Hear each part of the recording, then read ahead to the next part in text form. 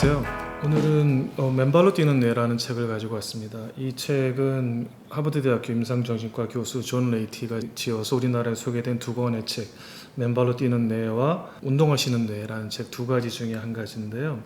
이 책이 주로 주장하는 내용은 인간답게 살기 위한 솔루션은 야생보건뿐이다, 이렇게 주장을 하는 책인데, 제가 이제 최근에 다이어트라든가 건강관리라든가 하기 위해서 하고 있는 여러 가지 방법들이 총망라돼 있고 간결하게 설명이 잘 되어 있는 책인 듯해서 이번에 좀 소개를 하려고 이제 가지고 왔습니다. 그래서 이 내용들을 요약한 설명들을 좀 알려드리도록 하겠습니다.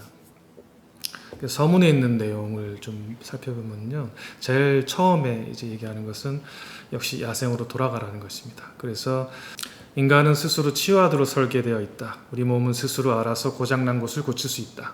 지치고 아프고 스트레스 받은 생명체를 회복시키는 복잡하고 경이로운 능력인 항상성을 갖고 있기 때문이다. 이렇게 얘기를 하고 있습니다.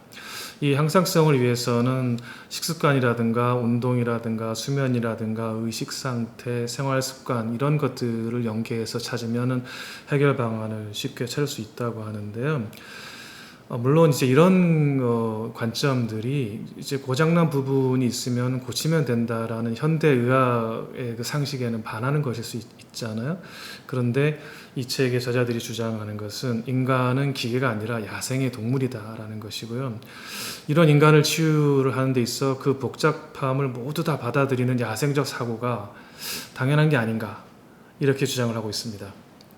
그래서 현존하는 수렵 부족인들의 완벽한 건강 상태와 행복한 마음은 몇 세기에 걸쳐 연구가 되었는데, 현대를 사는 우리도 농경과 문명이 발달하기 전에는 야생인이었다고 얘기합니다. 인체야말로 그 야생의 생태계 못지않은 생물 다양성이 존재하는 복잡한 세계이고요.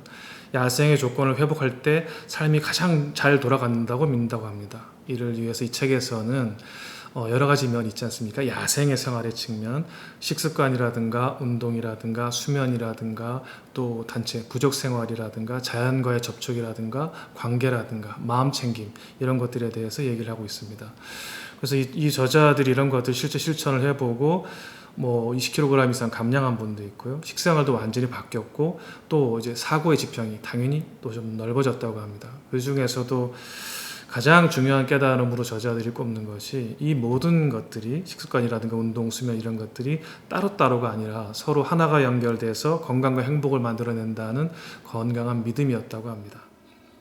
자, 첫 번째 장은 인간의 진화에 대해서 얘기를 하고 있는데요. 진화가 어떻게 이제 현대 사람들한테 녹아 있고 건강에 관련되어 있는가에 대해서 좀 표현을 하고 있습니다. 인간은 진화적으로 건강하면 행복감을 느끼도록 설계되어 있다고 합니다. 어떻게 보면 너무 당연한 얘기죠. 진화적으로 춥고 배가 고픈 상태인데 이제 건강하고 행복하다고 느낀다면 그런 동물은 멸절하지 않았을까, 이렇게 기록을 하고 있고요.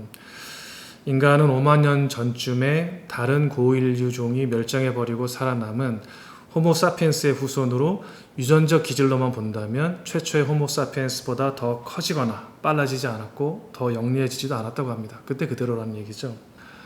유타대학 생물학 교수 데이브 캐리어 교수가 한 연구가 있는데요. 이 연구를 소개하고 있습니다. 장시간 사냥설이라고 이름을 붙였는데, 이 연구의 가설이 인간의 식량 공급원이 되었던 동물은 순간 속도가 빠른 단거리 주자들이었고, 인간은 약 200만 년 전에 유전적으로 획득된 그 달리기 기술을 통해서 사냥감을 줄기차게 쫓다가 쓰러지면 잽싸게 낚아채는 방식으로 사냥을 했을 것으로 추측을 했다고 합니다. 이 연구에서 나오는 개념이 이동의 효율성이라는 개념인데요. 가로축은 속도로 하고 세로축은 소모하는 에너지를 표시를 하는 그래프를 그렸을 때 대부분의 동물이 U자형 그래프를 그린다고 합니다. 그래서 이 U자형 그래프의 개념이 자동차로 따지면 최고 경제 속도, 예를 들면 대략 80km 정도 얘기하는 것 있잖아요. 어떤 속도에서 가장 최적의 에너지 효율을 보이는가 하는 그 곡선으로 봤을 때 대부분 U자를 그린다고 하는데요. 예를 들면 치타 같은 동물은 굉장히 빠른 속도에서 최적의 에너지 효율을 보이겠죠. 근데 사람은 시속 5km 정도, 초속 1.3m 정도의 속도에서 최적의 에너지 효율을 보인다고 합니다. 근데 이것은 지금의 개념으로 따지면은 달리기가 아니라 걷기잖아요. 그래서 이 연구에서도 달리기에 대해서도 조사를 해봤는데 특이하게도 달리기에서는 그런 U자 연곡선이 나오질 않았다고 하는데요.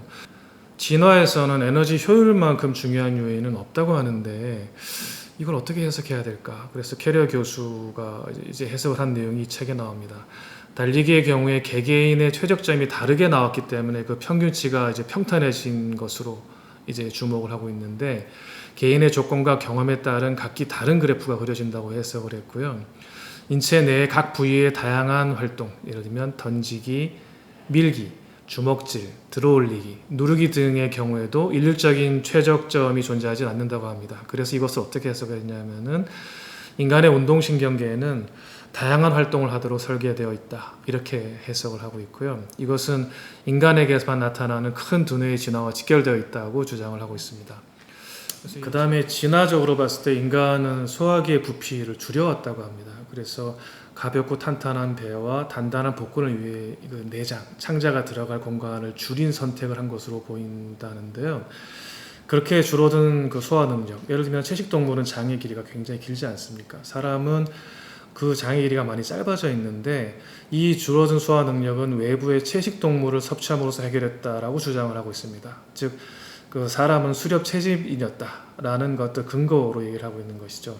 그래서 채식동물은 여러 장소를 옮겨 다니면서 다양한 영양소를 체내에 축적하고 인간은 그들을 이제 사냥함으로써 채식동물의 살코기와 지방, 내장을 섭취함으로써 다양한 영양소를 섭취해 왔다고 하고요. 그래서 인간은 수렵 생활을 한 육식성 종립을 알려주는 화석들이 많지만 채식을 했다는 기록은 어디에도 없다. 이렇게 기술을 하고 있습니다. 그다음에 이제 이런 진화의 내용들 살펴봤고요.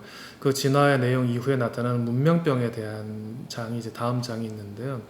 빌 앤 멜린다 게이츠 재단의 지원으로 세계 187개국에서 1990년에서부터 한 20여 년 동안 질병에 대한 연구를 해오고 있는데 그 첫 번째 결과가 2012년 말에 그 의학 전문지 랜시스에 발표가 되었다고 합니다. 그래서 거기에 보시면 이 12가지 질병과 질병의 원인들이 이제 표시가 되고 있는데요. 이것을 어떻게 해석을 하고 있냐 하면은 이 질병과 질병의 원인들은 신체상의 결함이나 약점에서 비롯된 것이 아니고 우리의 생활 습관이 자초한 것으로 해석을 하고 있습니다. 그래서 문명병이라고 해야 되나요? 현대병이라고 해야 되나요? 이 책에서는 1840년 나폴레옹 군대에서 복무했던 그 의사 스타니슐라스 탕슈가 처음 언급했다라고 기술을 하고 있는데요. 이때 시절에 제국주의 열강이라고 하죠. 제국주의 열강들이 지구 곳곳에서 수렵 채집인, 그러니까 수렵 채집을 삶의 방식으로 갖고 있는 사람들과 많이 조우를 했고 이때 이 제국주의 열강 진영에 속해 있던 의사들이 이제 확인했던 것은 전 세계 그 여러 지역의 원시 부족에게서 암은 발견되지 않았고 이 당시에요. 또 여러 가지 면에서 동시대의 유럽인들보다 문명인이라고 자부한 유럽인들보다 건강이 훌륭하다는 사실을 발견했다고 합니다. 그래서 문명병이 알려진 뒤로 그 한 세기 반 정도 여러 그 이제 원주민 부족 있지 않습니까? 여기에 이제 기술하고 있는 부족이 이누이트, 알류트, 아파치, 야노나미, 아보리진, 쿵 이런 그 지구상에 남아있는 거의 모든 문명 이전의 사회가 연구 대상이었다고 하고요. 이 연구 대상들을 연구했을 때 원주민들에게는 없는 질병으로 심혈관 질환, 고혈압, 이형 당뇨, 관절염, 건선, 충치, 여드름 등이 확인되었다고 합니다. 어디서 많이 들어본 질병들 리스트 아니겠습니까? 그래서 이런 결과를 보고 당시의 연구자들은 이것은 원주민들이 선천적으로나 유전적으로 이제 그런 이제 몸을 타고났기 때문이라고 해석을 하고 주장을 하기도 했는데 이 주장은 이 원주민 부족들이 문명사회에 편입되면서 똑같이 문명병이 나타나는 현상 때문에 이 주장이 틀린 것으로 이제 드러나게 되었다고 합니다. 그래서 저자들이 주장하는 것은 문명병이라는 것은 결국은 1만 년 정도 전에 인류가 농경을 시작하면서 생긴 병이라고 주장을 합니다. 여러 가지 이론이 있을 수는 있지만 여기에 어떤 그 근거로 제시하는 것이 같은 시대의 수렵 채집인들은 신장도 크고 충치 같은 것도 없고 그랬는데 동시대 그 서양 문명, 현대 근대 문명이 들어오기 전에 독자적으로 농경을 했던 부족이 있었다고 하는데요. 그 북아메리카에 농경 부족이 있었다고 하는데 이들에게서도 문명병의 징후가 보였다고 합니다. 그래서 이 저자들이 정리를 하는 것은 문명병이라는 것은 곡식을 지배하면서부터 생긴 병이라고 할 수 있다. 즉 전분이 낳은 질병이라고 할 수 있다. 이렇게 주장을 하고 있습니다.